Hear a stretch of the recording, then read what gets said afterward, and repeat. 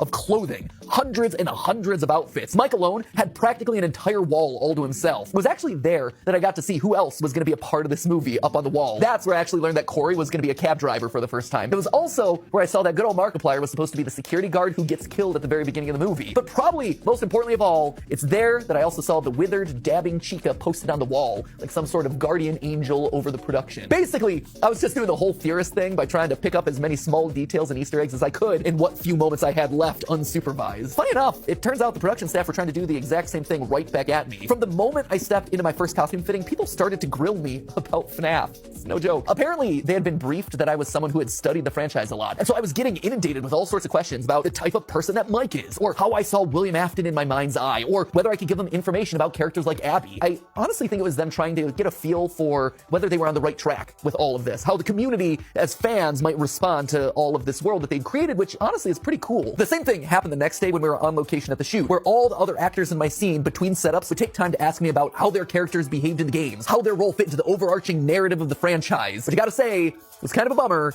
because all the characters in my scene were just made up for the movie, so didn't have a whole lot of detail to impart on them. So instead of all that, Heather Stewart Masterson, she's Aunt Jane in the movie, she just ended up asking me a lot of questions about the parallels between Abby and Baby from the games, since that's the one that her character is probably most focused on. In general though, it was clear that across the board, everyone was so eager to do the franchise justice. They wanted to know as much as they could. They wanted to learn. They wanted to absorb all that information, and they were proud to be a part of a project and being able to show it off. The only sad part of it all was that I was so early in this process, most of the stuff wasn't even ready for me to see yet. They really wanted to show me the pizzeria, but schedule-wise, the first month of production was dead.